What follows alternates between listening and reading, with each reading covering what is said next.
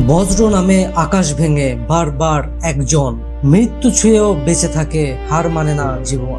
ভয়ের মাঝে দাঁড়িয়ে সে সাহস করে জয়, বজ্রের সাথে লড়াই করে মানুষের দৃঢ় হয়। আসসালামু আলাইকুম, এম সর্দার চ্যানেল থেকে আমি মিলন আছি আপনাদের সাথে। ভাবুন তো, বজ্রপাতে একবার নয়, দুইবার নয়, প্রায় সাতবার বজ্রপাতে আক্রান্ত হয়েও একজন মানুষ বেঁচে গেছে।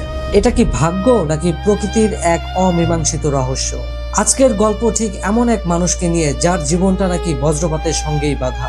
আকাশে যখন কালো মেঘ জমে, বজ্রপাত নামলে মানুষ যখন আশ্রয় খোঁজে, ঠিক সেখানেই যেন প্রকৃতি বেছে নিয়েছিল বারবার ঠিক একজন মানুষকে। তার নাম রয় সুলিভান।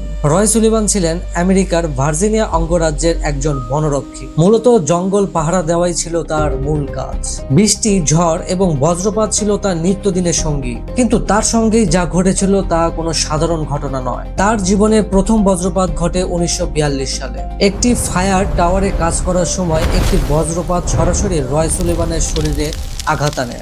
তার পায়ের নখ পুড়ে গেলেও অবিশ্বাস্যভাবে তিনি বেঁচে যান। অনেকেই ভাবতে পারেন একবার তো কাকতালীয় হতেই পারে, কিন্তু গল্প এখানেই শেষ নয়। পরবর্তী কয়েক বছরে তিনি আবারও বজ্রপাতে আক্রান্ত হন। কখনো বনভূমিতে হাঁটতে গিয়ে, কখনো ট্রাকে বসে থাকা অবস্থায়, আবার কখনো কখনো মাছ ধরতে গিয়ে তিনি বজ্রপাতে আক্রান্ত হয়েছে। প্রতিবারই বজ্রপাত তার শরীর দিয়ে প্রবাহিত হয়েছিল। কখনো চুল পড়ে গিয়েছিল, কখনো তার শরীরে দাগ হয়েছিল, কিংবা কখনো কখনো তার নখও পড়ে গিয়েছিল, কিন্তু তারপরেও তাকে মৃত্যু স্পর্শ করতে পারেনি। সব থেকে ভয়ঙ্কর ঘটনা ঘটে প্রায় সপ্তমবার, অর্থাৎ 7তম বার যখন তার শরীরে বজ্রপাত আঘাত আনে। ঠিক তখন এবার বজ্রপাত ঠিক তার মাথায় আঘাত আনে, তার চুল পড়ে যায়, সে মাটিতে লুটিয়ে পড়ে। কিন্তু তার ঠিক কিছু সময় পর তিনি আবারও সোজা হয়ে মাটি থেকে উঠে দাঁড়িয়ে পড়ে। এতবার বজ্রপাতে আক্রান্ত হয়ে বারবার বেঁচে যাওয়ার কারণে গ্রিনিস ওয়ার্ল্ড রেকর্ড রয় সুলিভানের নাম লিখে রাখেন। কিন্তু প্রশ্ন হলো, তিনি কেন বারবার বজ্রপাতে আক্রান্ত হন?